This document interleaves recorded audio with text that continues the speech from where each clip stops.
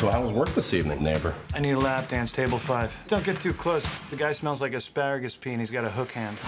You're not a neighbor, you're a pot dealer. I don't think you think things through. Will you relax? How about a little music? I seen a rainbow yesterday, but too many storms have come and gone, leaving a trace of not what God given me. Is it because my life in 10 shades of gray? I pray all 10 fade away, seldom praising for the sunny day.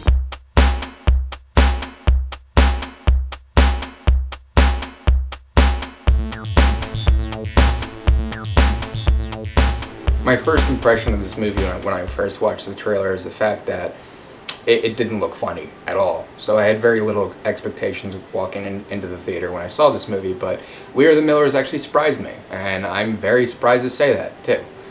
I've never seen a comedy movie starring Jennifer Aniston that I've actually liked, other than Bruce Almighty, but that's largely because she had a smaller role, and Jim Carrey was the main guy, and he's pretty funny. This film did a good job, though, because I think it did a better job than I thought, because it stayed away from the drug aspect of the movie and focused more on the family dynamic. The plot follows David Clark, who is played by Jason Sudeikis, who is a drug dealer working for Brad Gerlinger, played by Ed Helms.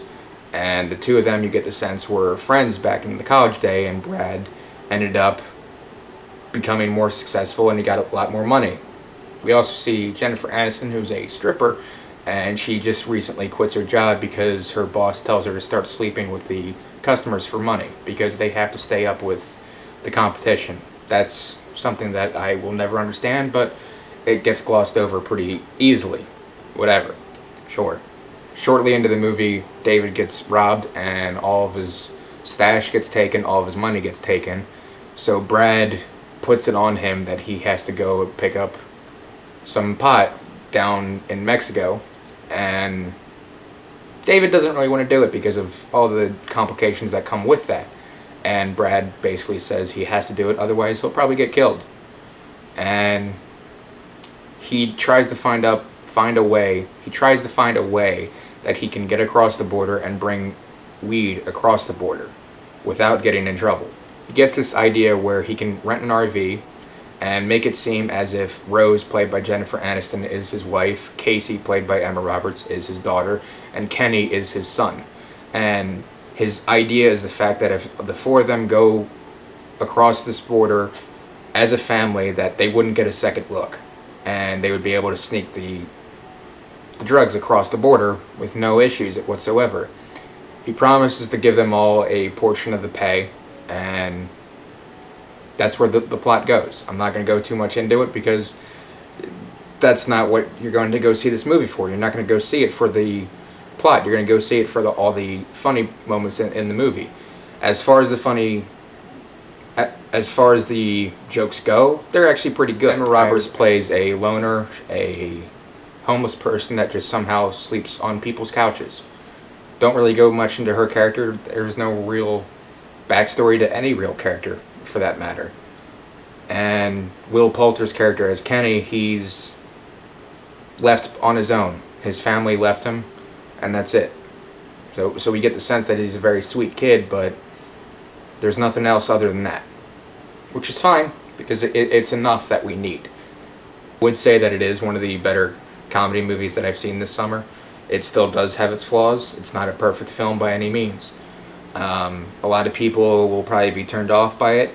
I'm not really sure why the reviews are as bad as they have been to this point, but it's actually a pretty decent movie. And Jason Sudeikis, it surprises me that he's not in more movies because he is a very funny guy and he is pretty likable as well. The two that actually probably steal the show is Nick Offerman from Parks and Rec and Kathryn Hahn as the Fitzgerald family that they end up swinging with Jennifer Aniston and Jason Sudeikis. That's a very awkward scene, but actually kind of funny as well.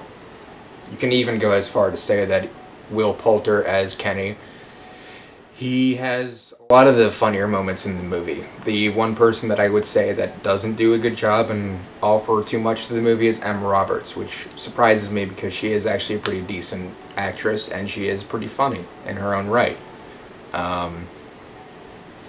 As far as the directing goes, I can't really say too much about it. He doesn't really do anything too special. he does a good job with comedy movies, seeing that his last movie was Dodgeball, and I enjoyed Dodgeball. It was a good movie. Overall, I would give this movie a 3 stars out of 5. I wouldn't say it's as bad as the reviews are currently saying.